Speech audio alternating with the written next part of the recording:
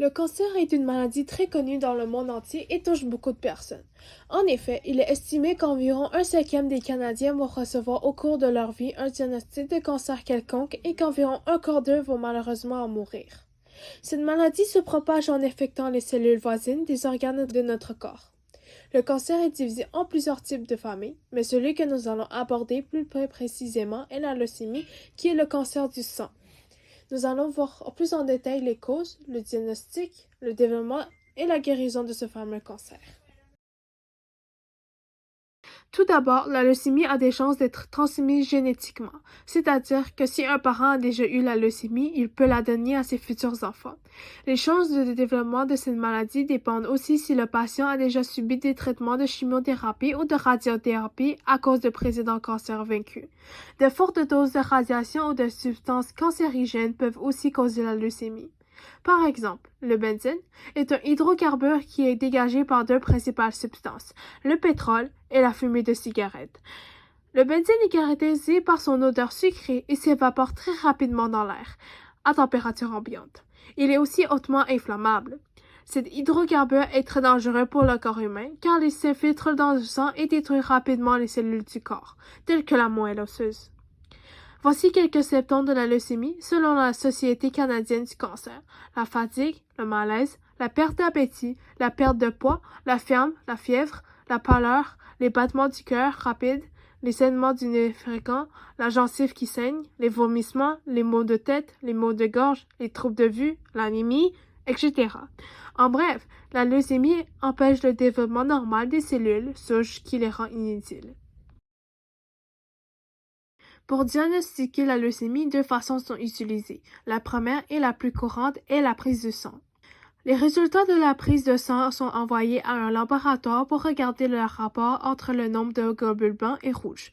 Un rapport déséquilibré est le premier indice pour déterminer une leucémie. Par contre, une prise de sang n'est pas suffisante pour conclure définitivement un cas de leucémie.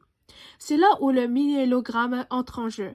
Pour faire un myélogramme, il faut tout simplement prendre un échantillon de la moelle osseuse et l'envoyer en laboratoire. L'échantillon est généralement prélevé dans l'os du bassin ou du sternum sous anesthésie locale. Si une forte présence de cellules immatures est présente dans l'échantillon, la leucémie peut être officiellement diagnostiquée. Ensuite, nous allons décrire son développement. Pour commencer, il faut tout d'abord comprendre le fonctionnement des cellules souches dans le sang.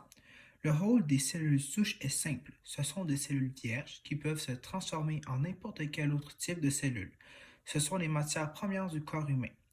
Les cellules souches sont produites dans la moelle osseuse. Elle est située à l'intérieur des os, sauf pour la colonne vertébrale qui contient de la moelle épinière. Les cellules souches sont divisées en deux familles, les cellules lymphoïdes et myéloïdes.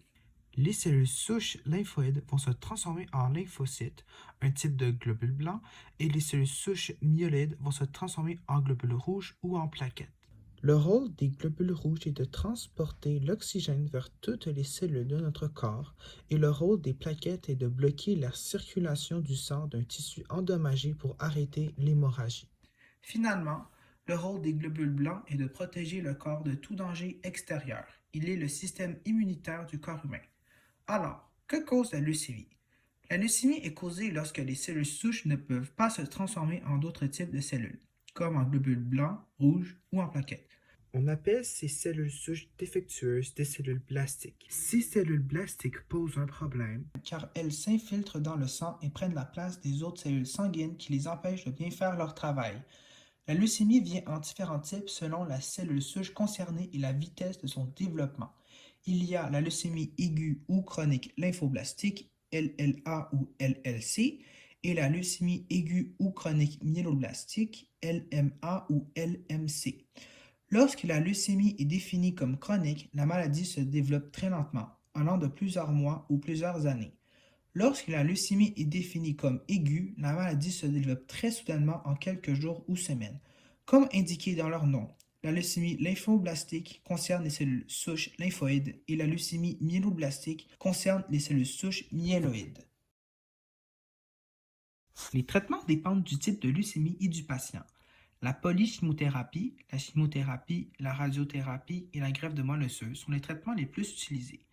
La polychimiothérapie est un traitement qui consiste à ingérer des médicaments contre le cancer. Similaire à la chimiothérapie, la seule différence entre la chimiothérapie et la polychimiothérapie est la combinaison de plusieurs différents médicaments. Une greffe est le remplacement d'un organe défectueux par un autre organe qui fonctionne normalement. L'organe en pleine santé est généralement donné par un donneur consentant. Dans le cas de la greffe de moelle osseuse, un échantillon de la moelle osseuse est extrait d'un patient en santé et est transféré dans un os du patient malade. Normalement, pour les plus jeunes, une greffe de moelle osseuse est plus souvent recommandée. En conclusion, 2021 est une année où la technologie a beaucoup avancé. Les chances de survie des personnes atteintes du cancer n'ont jamais été aussi élevées dans l'histoire de l'humanité. Tout laisse croire que le futur va trouver de nouveaux types de traitements plus efficaces et abordables pour enfin finir avec le cancer.